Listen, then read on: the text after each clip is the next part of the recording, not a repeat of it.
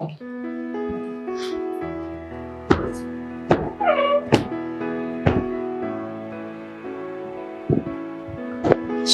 ક્યાં પણ ધ્યાન નહોતું. ધ્યાન રાખો. અને ચાનું મેં કહ્યું મારે લેટ થાય છે ઓફિસ જવા માટે. આદિ, તમને શું લાગે છે? શેનું?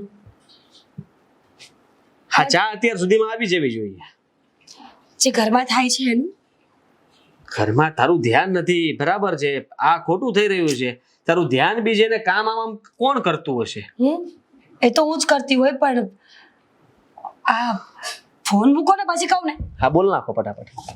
નેહાબેન આવ્યા છે તો એ અચાનક આવ્યા, તમને કઈ અજીબ ના લાગ્યું? એમાં શું અજીબ લાગવાનું?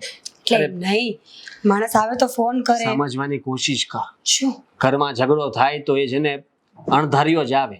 નક્કી ન કર્યું હોય કે આજે ઝઘડાનો દિવસ છે, ઝઘડો થશે, પછી ફોન કરે કે આજે ઝઘડો થવાનો છે, હું આવીશ, તમે મારી રાહ જોજો. આવું બધું ના હોય. પણ આદિ, અરે બિચારાને હેરાન કરે છે લોકો. પણ શું કરે છે? શું મારે એ જ તો જાણવું છે, કારણ કે જે પ્રમાણે મમ્મી કહેતા હતા કે ડામ આપ્યો છે. તમે જોયો?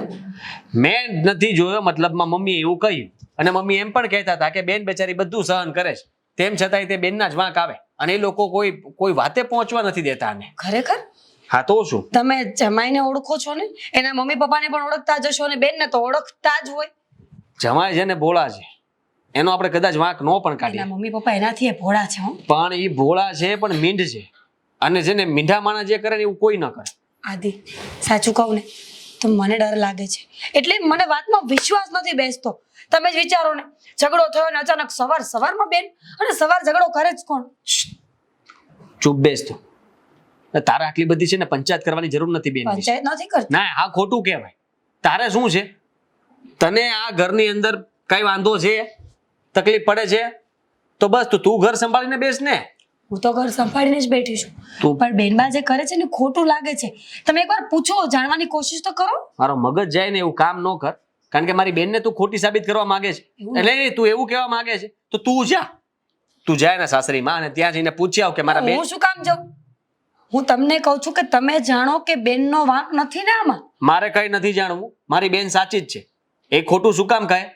અને એને કહી દીધું ને એટલે બધું જ આવી ગયું. ધીમે બોલો ને. મારે ધીમે બોલવાની કોઈ જરૂર નથી. રસોડામાં જ છે. હા તો રસોડામાં છે તો તું ધ્યાન રાખ ને.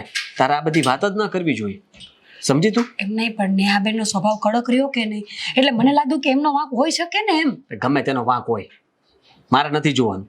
હવે હું તને કહું છું ને એટલું કર. મારી ચા ફટાફટ તું મને આપી દે એટલે હું અહીંયાથી નીકળું. પણ એમ નહીં, ચલો જવા દો. પણ હું શું કહું છું ખબર છે, આપણી વચ્ચે ઘણીવાર ઝઘડા થયા છે કે નહીં, પણ હું ક્યારે આમ ફટાફટ થેલો ભરી. અરે પણ સમજતી કેમ નથી તું? જરી અહીંયા ઘરમાં આવી છે તે ઉપાડો લીધો છે. ધીમેથી. તો ધીમેથી ગુસ્સો કરું છું, સંભળાતું નથી તને? સમજાતું નથી? મગજ છે તારામાં? લાગી જશે આંખમાં. મને ભલે લાગી જાય, મારી ઉપાધિ ન કર. તમે એકવાર જમાઈને ફોન કરીને પૂછી તો લ્યો. મારે કોઈને કઈ નથી પૂછવું. મારે શું કામ એને ફોન કરવો, અને હું શું કામ પંચાયત કરું? નેહાબેનનો સ્વભાવ તીખો છે ને, એટલે કહું છું. બચારીનો ભોળો સ્વભાવ. હા, ભોળી છે મારી બેન. ક્યાં તીખી લાગે છે? તીખી તો તું જો ને, વાયડી તું જો. સાચી વાત છે. હું શું કામ બધી લપમાં પડું છું? મારે શું લેવા દેવા કે હું વચ્ચે બોલું? હા બસ હવે અહીંયા સાફ થઈ ગયું, આમ જવા દે. વાગે છે, જાને તું. અહીંયા ચા લઈને આવ ને ફટાફટ, મોડું થાય છે. એમાં સમજ પડે તને બુદ્ધિ? નમત નથી.